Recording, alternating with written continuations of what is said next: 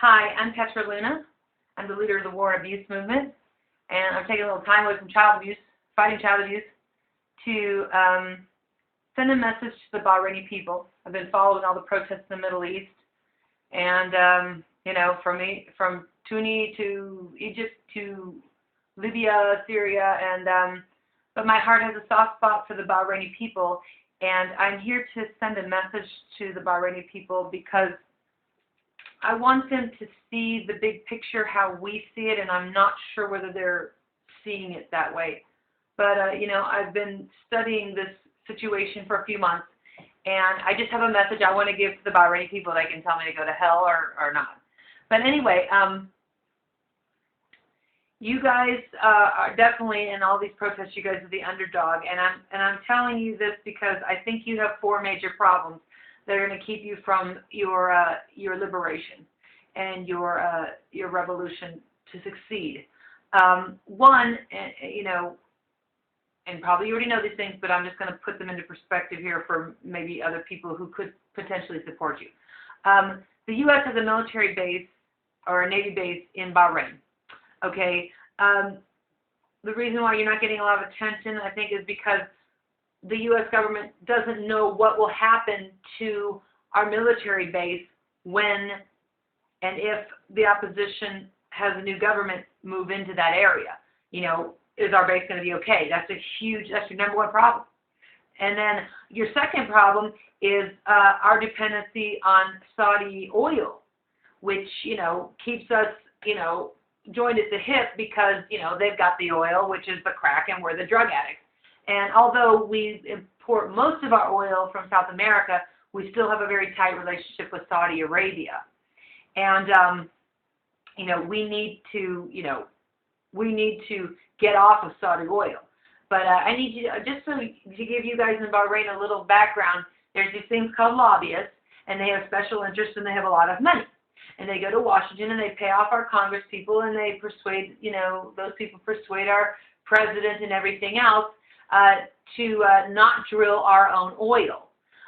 We can drill our oil very safely for the environment and whatever, but big oil is in bed with an organization called the Environmental Protection Agency. That's my opinion. They're in bed together because the EPA needs money to keep us from drilling here. And they don't want to drill here because they say it's the environment, but really they don't want to drill here because they want to keep the price of oil up for importing it. So maybe you guys need to send some pictures of your dead protesters to the EPA. Bottom line is the United States needs to drill, baby, drill. If we drilled our own oil, that would help you immensely. The next thing you got going for you, you got this geographic disadvantage. You got Saudi Arabia on one side, then you got the rest of the Middle East, and you got Iran there, and you're a small country. That's a problem. But another problem you have is the perception that people have that you are, Iran is behind your protest. Now, Ahmadinejad in Iran, kills his own protesters because they want freedom, throws his own elections, and then he acts like he's behind your protest.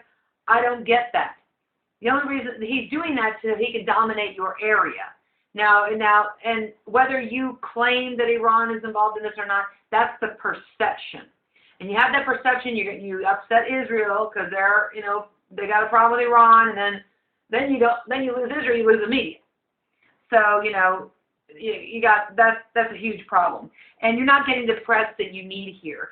So my suggestion to you, take it or leave it, but go to a free country, Britain, Germany, United States. Form an opposition council, like Libya did, but form it outside of your country. You can't do it in your country, you get killed. Okay, the object is to form this council, negotiate with the U.S. and different countries, and make them comfortable with the arrangements of turning it over, and then take that council back to your country, and then rule your country. I don't think it's impossible to get the royal family out out of that position. They could still be royalty, but not run the country. Kind of like Britain.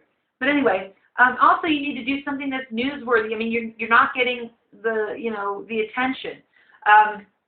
Do a hunger strike. Go to the Capitol and just refuse to leave, or do something that's going to get people to, you know, really feel your pain. I know that you got some Bahraini people in Chicago and they did a protest, but, you know, there's just not enough attention on that. And one more thing I wanted to point out, what Libya is doing, and this is very smart on their part, you know, women in the West, they have a lot of influence. We have a lot of freedoms. We vote, you know, and we are a huge amount of the population. And, you know, they supported this Iman al-Abadi. They let the women protest and do their things, and I'm sure you do too. But, you know, they really have, I think they've done more than other Arab countries to really put women out front. And I heard on a newscast, I'm not sure which one, but they were going to try to include women in the new council. So that might not be true, but that's what I heard. Anyway, so, you know, you get the women on your side, you're going to get a lot more attention. So this is my message to the Bahraini people. Maybe you should, you know, put down the rocks and go home and get your plan together. Because all you're going to do right now, if you get on the street in the protest, is die. You need a plan. It's a very complicated situation, but it's not impossible. So that's my message to the Bahraini people. May God, oh, where's my flag? May God protect you. And, you know, we're all praying for you. You know, and I'm Petra. Thanks for listening.